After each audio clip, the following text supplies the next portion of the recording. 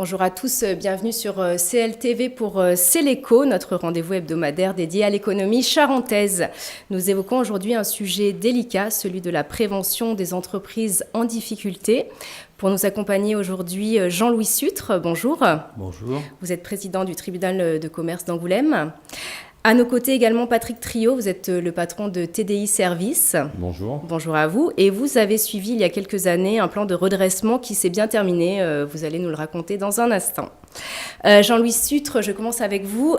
En quelques chiffres peut-être, est-ce que l'on assiste aujourd'hui à une recrudescence des procédures au tribunal de commerce sur fond d'une conjoncture, disons, agitée ? Alors, la conjoncture agitée depuis la crise Covid, on a eu 2 années de Covid où les entreprises ont beaucoup été aidées. Le quoi qu'il en coûte a évidemment contribué à toutes ces aides. Et on a constaté pendant cette période Covid, paradoxalement, une baisse des ouvertures de procédures collectives au sein du tribunal, très drastique, du reste, très importante. La sortie des 2 années Covid s'est traduite, comme tout le monde le sait, par la crise, on a enchaîné avec la crise en Ukraine et la guerre. Et donc là, beaucoup plus compliqué puisque les entreprises et l'économie souffrent, je pense, beaucoup plus de cette crise-là que de la crise sanitaire. Et donc, en fait, en termes d'ouverture de procédure sur cette année-là, à date, aujourd'hui, on est sur les chiffres de 2019, c'est-à-dire qu'on a autant d'ouvertures en 2022 qu'on en avait en 2019, c'est-à-dire pendant la période avant Covid. Oui, c'est plus que les 2 dernières années. Malgré tout, c'est pas plus qu'avant la crise économique. Voilà. Alors, est-ce que vous pouvez rappeler en quelques mots et de façon générale le rôle du tribunal de commerce dans ces moments de difficulté justement pour les entreprises ? Le tribunal de commerce a pour but de venir au soutien des entreprises en difficulté, c'est sa raison d'être, et par différents moyens, différentes procédures, et l'essentiel étant que le chef d'entreprise soit conscient des difficultés qui lui arrivent et ne s'enferme pas dans une espèce de déni qui pourrait consister à dire que ça ira mieux demain et puis je vais rebondir, j'ai tel ou tel chantier qui va tomber, voilà, je vais me dispenser de régler par exemple mes charges sociales ce mois-ci et puis je les payerai le mois prochain. Enfin, voilà, c'est tout un tas de démarches. Il faut que le chef d'entreprise soit conscient de ces difficultés. D'ailleurs, c'est un message que vous martelez, c'est celui de la nécessaire anticipation pour les chefs d'entreprise. Alors, dès que l'on connaît les premières difficultés, il ne faut pas hésiter à aller chercher de l'aide. Il faut aller chercher de l'aide. Et l'aide, à mon sens, on vient la chercher au tribunal de commerce, auprès du président. Il existe des procédures diverses et variées, et notamment des procédures de prévention qui s'adressent aux entreprises en difficulté très en amont. Elles sont complètement dans la confidentialité. Ça se passe dans le bureau du président, je dirais entre 4 yeux. C'est mieux qu'il y ait les yeux du comptable aussi de l'entreprise, mais on va dire au moins entre 6 yeux. Et ça reste quelque chose qui est complètement, je le répète, confidentiel. Aucun chiffre, aucun élément peuvent transparaître sur les différents médias économiques, les sociétés.com, Infogreffe, etc., où les entreprises vont chercher des informations plus ou moins confidentielles les unes entre elles. Donc c'est l'intérêt de la procédure de prévention. Alors vous en parliez déjà tout à l'heure, quels indicateurs doivent alerter ? Donc déjà une forme de baisse d'activité, du retard dans les déclarations sociales, l'impossibilité de payer les salariés en temps et en heure, ça c'est des choses qui doivent être des déclics. Et évidemment, dès qu'il y a un fonctionnement qui se dérègle, qui n'est plus une routine pour l'entreprise, il faut se mettre en veille, que le chef d'entreprise se mette en veille. Effectivement, la difficulté à payer ses charges sociales est un signal d'alerte. Un chèque, un dépassement de l'autorisation de découvert, une petite alerte du banquier, c'est pas forcément grave sur le moment, mais si ça se reproduit plusieurs fois ou à espace régulier, il faut que ça soit un signal important. Je reviens sur les charges sociales parce que j'ai un message à faire passer pour les chefs d'entreprise. Les charges sociales, bon, quand on fait un salaire, il y a des charges patronales. On paye des charges patronales et des charges salariales. C'est l'entreprise qui a en charge le règlement de ces charges sociales. Quand on est dans la difficulté, et si on doit ne pas payer ces charges sociales, il faut dans tous les cas honorer la part salariale des charges sociales. C'est rédhibitoire, c'est très important, puisque là, on change de catégorie ça devient du pénal, puisqu'on utilise de l'argent d'autrui pour faire fonctionner son entreprise. Donc voilà, je tenais à faire passer ce message-là parce que c'est très important. Malheureusement, de temps en temps, je vois des entreprises qui, effectivement, dans la difficulté, n'ont pas payé leur charge sociale. C'est une des choses involontairement, parfois, le dirigeant se met en faute et ça peut avoir des conséquences graves pour lui. Alors, est-ce que dans la majorité des cas, vous constatez que les chefs d'entreprise sont un petit peu réticents à venir vous voir? C'est peut-être pas une démarche toujours facile pour eux? Alors, une entreprise en difficulté, c'est souvent l'échec d'une vie, quoi, hein. Quand on est entrepreneur, on se donne corps et âme dans son travail. Des fois, on sacrifie une partie de sa vie privée, l'éducation de ses enfants. Et effectivement, à un instant donné, constater l'échec, c'est pas anodin. Ça peut être psychologiquement compliqué, ça peut être moralement, faut l'admettre, c'est une épreuve. Et le recours au tribunal ne doit pas être perçu comme quelque chose de négatif. Je pense que Patrick on en parlera tout à l'heure, en parlera mieux que moi, mais on est là pour...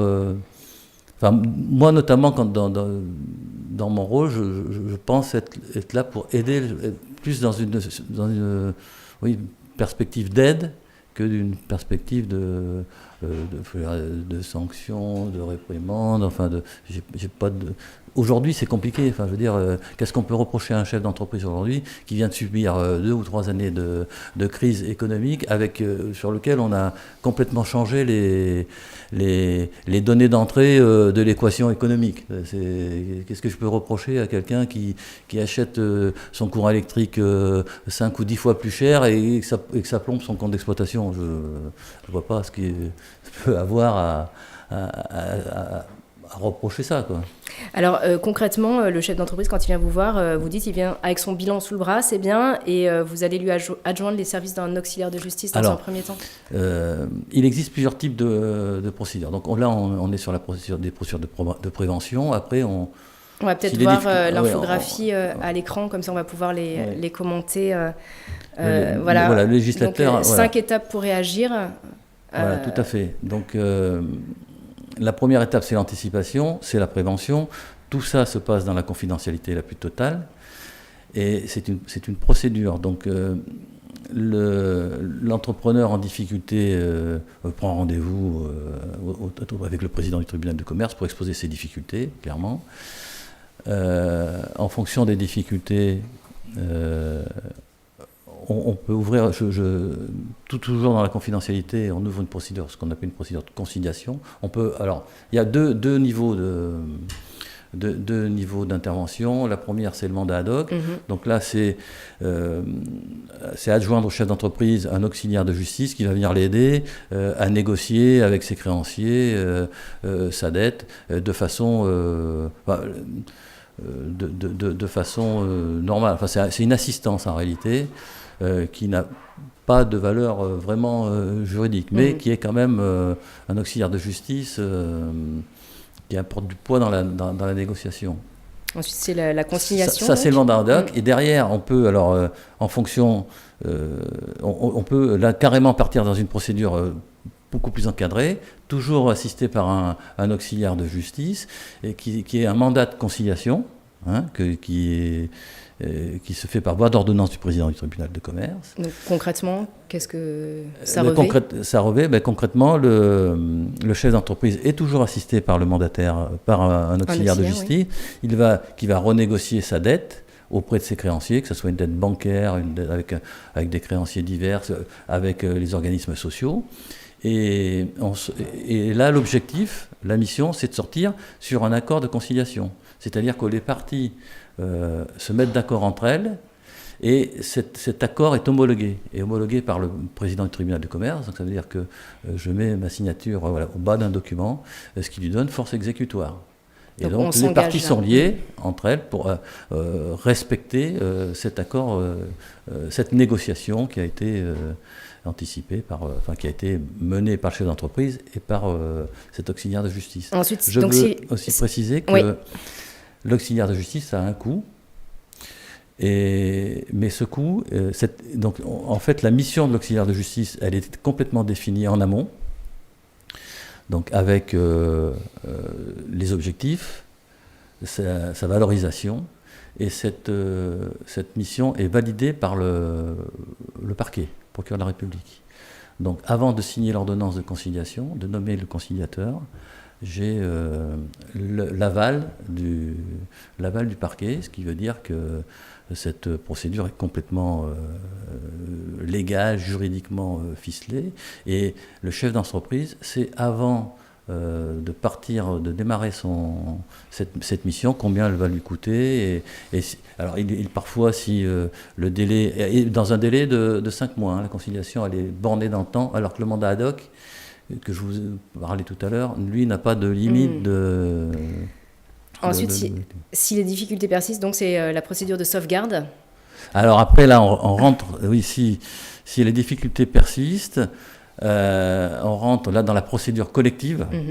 Donc là, on n'a plus de confidentialité.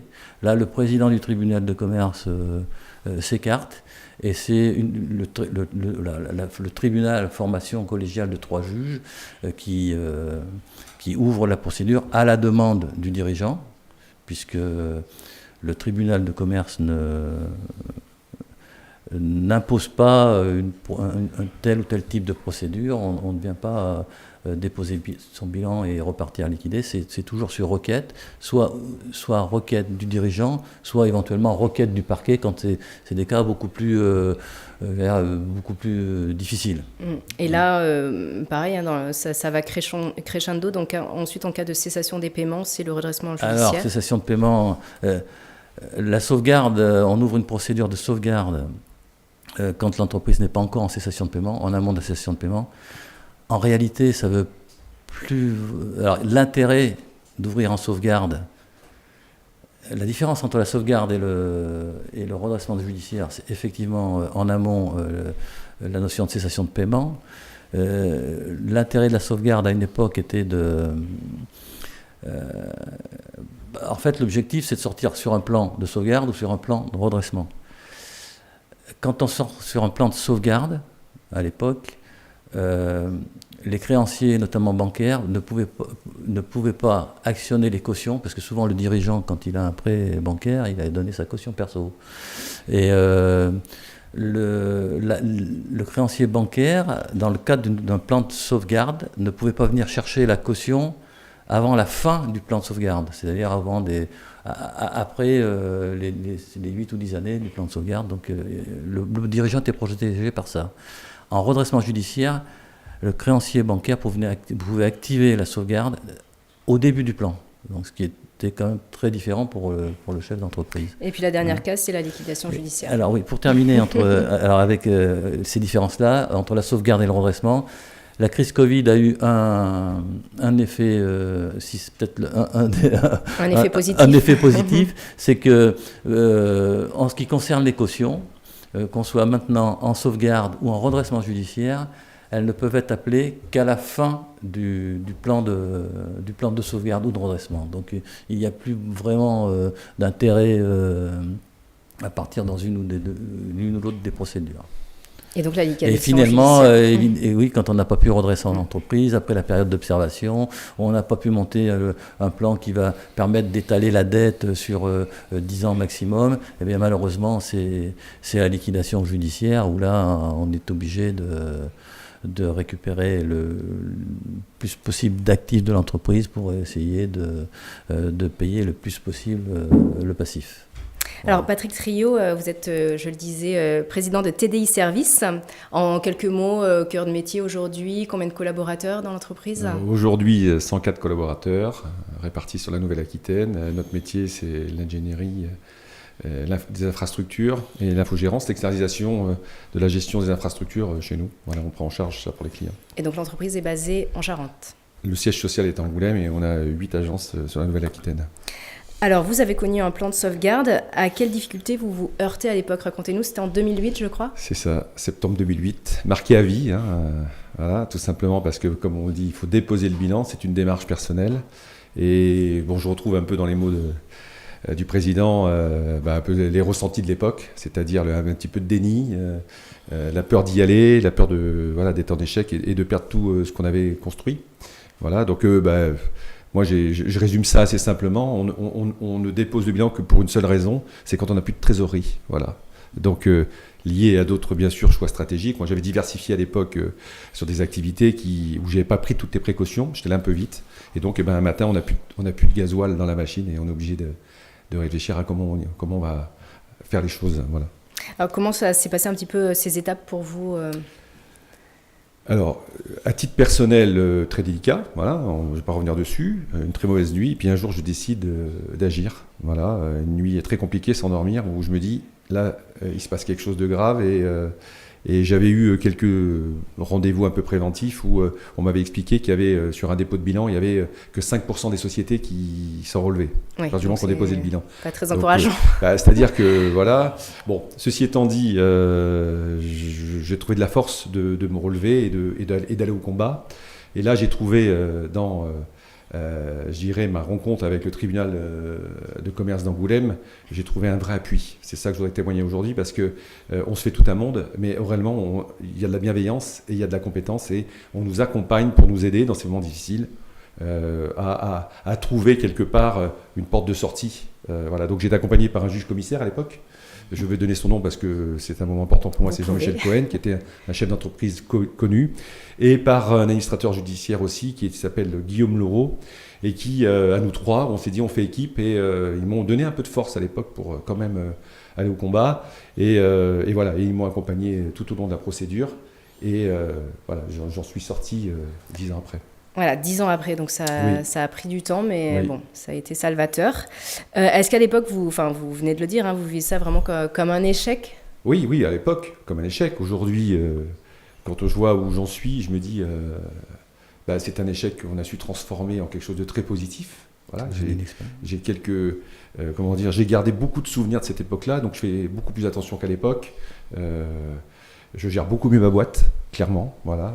Vous en avez tiré des leçons finalement ?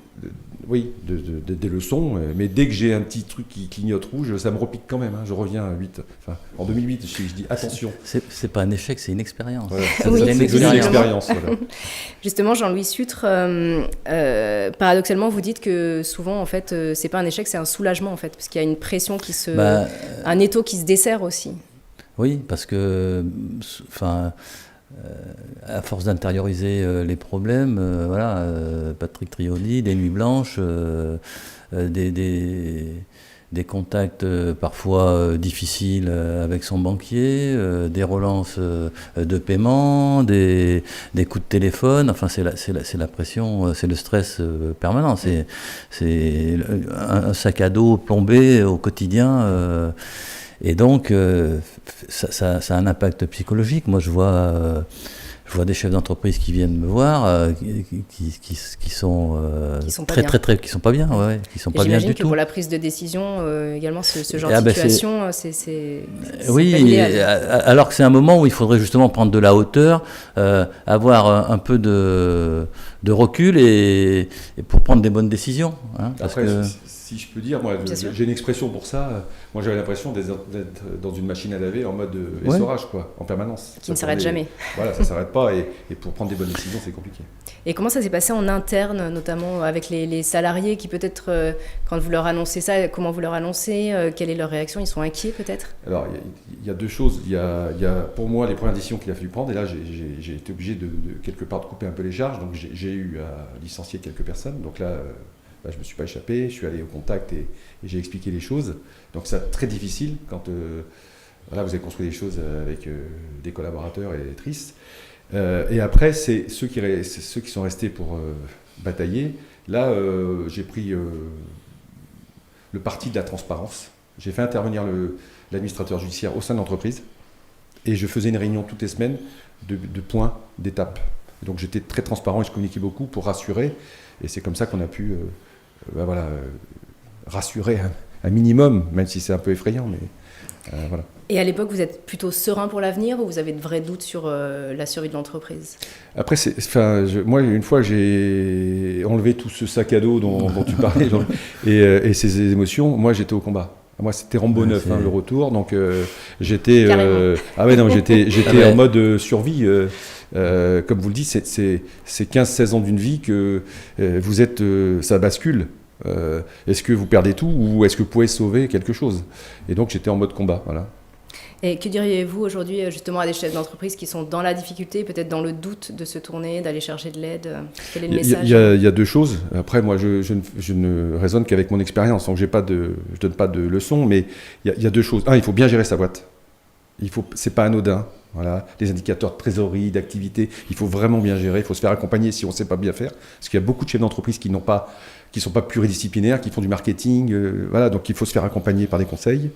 Ça, c'est le premier sujet. Et s'il y a vraiment des difficultés, vraiment, allez-y le plus tôt possible, parce que plus vite vous irez vous faire aider, et vous avez beaucoup plus de chances de vous en sortir. Et vous dites aussi qu'il faut pas s'isoler, il ne faut pas rester seul. Non, faut pas. C'est une tendance naturelle. On a un peu honte. Voilà, c'est naturel. Ouais. Jean-Louis Sutre, peut-être un dernier mot pour finir. Vous avez pour habitude de dire que votre bureau est toujours ouvert au chef d'entreprise. Oui, ça c'est clair. Mon bureau il est toujours ouvert au chef d'entreprise et c'est, je pense, mon rôle de venir les aider dans la mesure de mes possibilités au quotidien. Tous les lundis, on peut venir me voir et même je n'hésite pas à prendre sur mon temps pour recevoir des chefs d'entreprise et le tribunal de commerce doit être un lieu d'accueil, je dirais, sincère et transparent, quoi. Il ne faut pas avoir peur de venir. C'est un outil à la disposition des chefs d'entreprise de Charente pour venir les aider dans leurs difficultés. C'est pas, on est au-delà. Enfin, je veux dire, on ne parle plus de sanctions, de trucs. Voilà, on est au service de l'économie charentaise en réalité. Moi, je suis un ancien chef d'entreprise. On est là pour que notre économie locale soit la plus florissante possible. Voilà. Avant de se quitter, je vous propose de jeter un œil à la page Entreprendre du jour, à lire dans Charente Libre, bien sûr. Donc aujourd'hui, nous évoquons Microcontrol, usine de 120 salariés spécialisée dans la fabrication d'instrumentation scientifique et technique. La société se développe, elle est basée à Brigueuil et cette filiale d'un groupe américain investit et embauche. Voilà, on en parle dans Charente Libre aujourd'hui. Messieurs, merci beaucoup d'être venus sur ce plateau. Quant à moi, je vous donne rendez-vous mardi prochain pour un nouveau numéro de C'est l'écho. À bientôt.